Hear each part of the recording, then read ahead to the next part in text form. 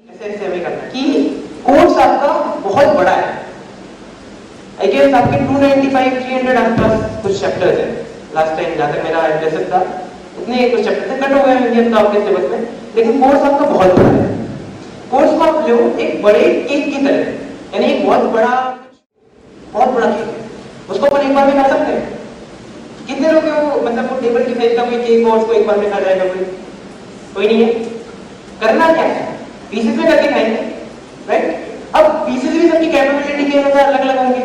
Like कोई यदि काफी बड़ा एक बार में खा सकता है तो वो बड़े पीसेस लेगा, कोई यदि और छोटा खाता है तो वो छोटे पीसेस लेगा उस केक के। यही आपको कोर्स के साथ करना है। एक बार पर क्या करते हैं, एग्जाम आ रहे हैं और फिर यार कोर्स पूरा उठाया, सारी बुक्स लगाई, पढ़ना चाहते हैं, बिना डायरेक्शन बिना किसी करेंगे, ऐसे एक बार में तो नहीं जाएगा। तो कोर्स को करना है पीसेस में। तो मैं आपको सजेस्ट क्या करूंगा, एक चार्ट पेपर लेना, एक दिन बैठो, ढंग से बैठो।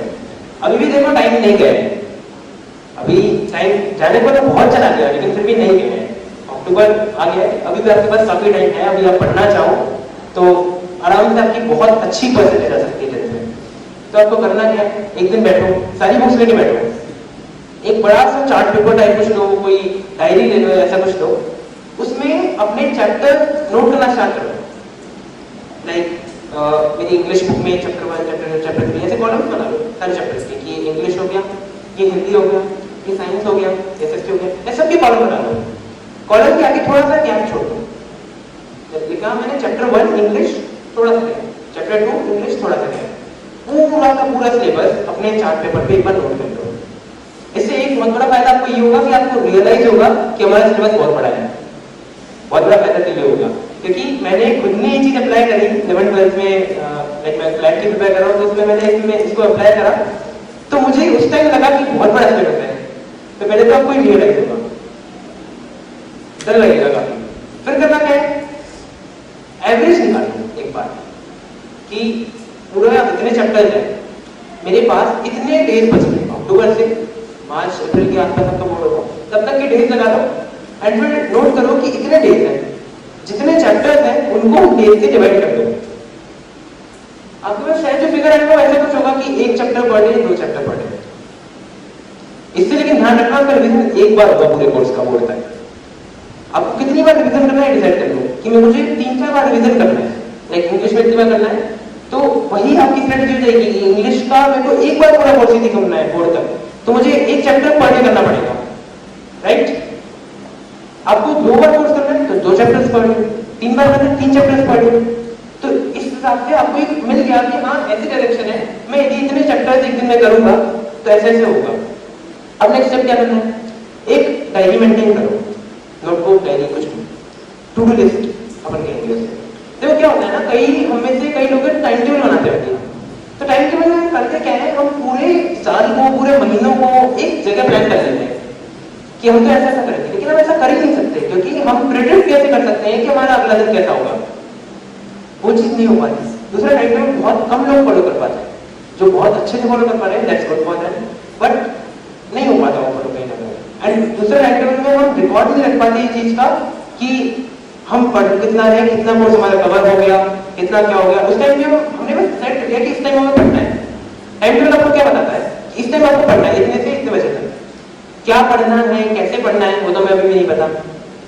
उसी का तरीका है कि एक चेकलिस्ट मेंटेन करो, सुबह सुबह जब भी आप उठते हो उसमें बॉक्सेस बना लो कि मुझे ये आज टारगेट कवर करने हैं। आपने फर्स्ट बॉक्स बनाया, आपने कुछ टेक्निकल चैप्टर ले लिए, कुछ इजी चैप्टर ले लिए। लाइक एक मैंने लिया साइंस का चैप्टर, टेक्निकल है बहुत, कार्बोनेटेड कंपाउंड, या फिर आप magnetic of electric current, technical chapter है, इसमें बहुत टाइम लग जाएगा, ये चैप्टर ले लिया। इंग्लिश का कोई छोटा सा चैप्टर ले लिया, हिंदी का छोटा सा चैप्टर ले लिया, तो आपका एक मिक्सचर अच्छा सा बन जाएगा उसमें। उस पूरी टू डू लिस्ट में उन टारगेट्स को आप लिख लो बॉक्स बना करके, box 1 chapter 1 science, box 2 chapter 1 English, ऐसे ऐसे करके आपने लिख लिया। अब आपका टारगेट है कि आपको दिन के एंड तक सोने से पहले उन सब टारगेट्स को कंप्लीट करना है, राइट? अब करना क्या है, आपने चैप्टर 1 साइंस का पढ़ा, टिक उसको टिक करना। आप टाइम टेबल फॉलो नहीं कर रहे हैं तो भी देखो टाइम टेबल एक रफ मार्जिन रखना कि मुझे इतना से इतना पढ़ना है, लाइक हर घंटे हर दिन में इतना इतना घंटे पढ़ना है, एंड उस घंटे में आपको क्या करना है, ये टारगेट कंप्लीट करना है। फर्स्ट बॉक्स में आपने टिक करा, सेकंड बॉक्स में टिक करा, थर्ड बॉक्स में टिक करा, तो लास्ट में जाकर के यदि आपके सारे टारगेट टिक हो जाए तो अगले दिन जो आपने बड़ा पेपर बनाया था ना, मैंने आपको कॉलम वहां पे करवाया था क्या, उसमें हल्का छोटा टिक कर दो उस चैप्टर के आगे। अब क्या कर रहे हो, आप रिकॉर्ड मेंटेन कर रहे हो कि मेरा इतना कोर्स कंप्लीट हो गया, इतना बच रहा है, जो अनटिक्ड है वो बच रहा है, अब मेरे को ये चैप्टर अगले टारगेट में उस टू डू लिस्ट में रखने हैं। इसको आप प्लान तरीके से कर रहे हो। आपका जब पूरा कोर्स हो जाएगा आपको पता चल जाएगा कि मेरा ये पूरे पेपर में सब में टिक लग गए, मेरा पूरा कोर्स हो गया, एक बार एक खुद का सेटिस्फैक्शन आ जाएगा। अब मैंने आपसे लंबा सा कॉलम चढ़ाया था, दूसरी बार करना है दूसरा टिक, इस चैप्टर में मैंने 2 बार कर दिया, तीसरी बार करना है तीसरा टिक। ये टाइम टेबल में कई बार क्या करते हैं, हमने टाइम डिसाइड कर रखा है कि 5 to 9 पढ़ना है। अब वो होगा क्या उसका कि हम एक ही चैप्टर को बार बार पढ़ते हैं, हमें ये चैप्टर आता है और हम इसको बार बार पढ़े जाते हैं क्योंकि हमें वही आता है, हर चीज में तो जाने नहीं हमको, तो वही बार बार पढ़ रहे हैं उस टाइम टेबल में। लेकिन यहाँ आप वो चीज कर ही नहीं सकते, क्योंकि जब आपको दिखेगा ना कि यार एक चैप्टर के आगे 3 टिक आ गए, नीचे वाले चैप्टर के आगे 1 टिक नहीं आया, तो चैप्टर तो ये भी आ गए बोर्ड में, और आते हुए चैप्टर वास्तव में जैसे हम छोड़ते हैं एग्जाम्स में, तो यहाँ आप एक तरीके से खुद ही को टेस्ट कर रहे हो। अच्छा, अब इस बात की क्या गारंटी है कि आप टिक लगाएंगे, टास्क सेट करेंगे, क्या गारंटी है? इसका आपको क्या करना है, कोई भी एक ट्रस्टेड पर्सन लाइक जिस पे आपको लगता हो कि ये मेरा 1-2 मिनट कुछ देख लेगा, वो आपके टीचर्स भी हो सकते हैं, आपके पेरेंट्स भी हो सकते हैं, फादर भी हो सकते हैं, मतलब ऐसा पर्सन जिसे आपको लगता हो कि इसे बातों में लेना बहुत मुश्किल काम है, ये डांटेगा हमें यदि हमने काम नहीं करा, ऐसा कोई पर्सन, जैसे पापा हो सकते हैं आपके लाइक, पापा को आपने बोल दिया कि मैंने पढ़ाई नहीं करी आज, तो मम्मी को तो आप भी कहते थे बातों में उलझा लोगे, पापा तो फिर पढ़ाई नहीं करी तो फिर एक्शन हो जाता है वहां पे। तो ऐसा कोई पर्सन, उससे आपको क्या करवाना है, दिन के लास्ट में उसके सामने टू डू लिस्ट लो और उसको बताओ कि मैंने आज ये टारगेट्स कर लिए कंप्लीट, वो वहां पर साइन कर दे टू डू लिस्ट। अब क्या है, आपको खुद को अंदर से फीलिंग आएगी कि यार आज तो टारगेट्स मैंने दिए नहीं एंड आज मैं कैसे दे पाऊंगा, ये चीज आपके अंदर आ जाएगी। जैसे मान लो आप अपनी क्लास टीचर को बता रहे हो चीज, तनुजा मैम बैठी है, तनुजा मैम को आप दिखा रहे हो मान लो ये चीज कि मैम ये टू डू लिस्ट है आज की, अब क्या होगा, आपको अंदर से लगेगा कि मैंने ये टारगेट कंप्लीट नहीं किया और तनुजा मैम डांटेंगी मुझे इस पे कि तुम इतना नहीं पढ़ेगा, ये चीज होगी। अच्छा, एक और चीज, इस बात की क्या गारंटी है कि आप टिक तभी लगाओगे जब आपने पढ़ लिया, ये भी तो हो सकता है कि आप टिक लगा दो कि भाई मैम को दिखा रहे हैं टिक लगा देते, पढ़ना वढ़ना तो क्या है बस।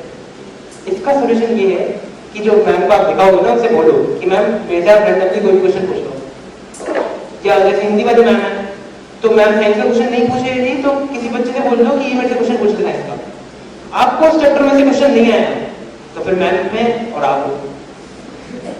फिर तो मैम अपने आप डील कर लेगी आपको, तो किसी को भी असाइन कर दो कि ये पर्टिकुलर पर्सन को मैं डेली दिखाऊंगा।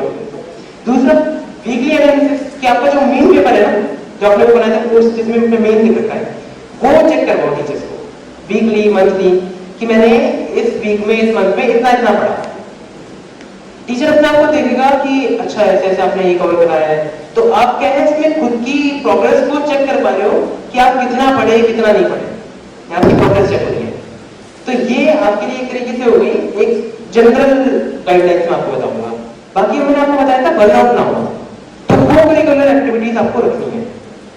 मेरे सारे टारगेट्स मैंने दिए, कम से कम दिन के हाफ एन आवर या 1 आवर में खुद को दूंगा, खुद के काम को, कि किसी को यदि पेंटिंग का शौक है तो वो पढ़ाई कर ले, किसी को खेलने जाने का है कि मैं इस टाइम साइकिल चलाऊंगा थोड़ी देर, साइकिल करूंगा, बातचीत करूंगा दोस्तों से, तो कुछ भी आप लोग करते हो। किसी को डांस का होता है, वो टाइम डांस करने के टाइम कि कुछ बहुत बड़ा टारगेट मैंने कंप्लीट करा, इसके बाद मैं थोड़ा एंजॉय करूंगा, इससे ब्रेन वापस से जो उसका साइज छोटा हो गया ना ब्रेन, वो वापस फिट हो जाए नॉर्मल साइज में।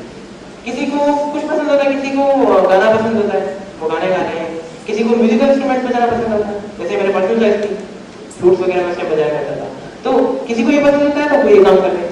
तो आपको को करिकुलर से भी टाइम देना है कि अब जो टाइम बचा वो मेरा है, पहले मैं पूरे सारे टारगेट करूंगा, फिर जो टाइम बचा उसको मैं को करिकुलर में लगाऊंगा कि ये है।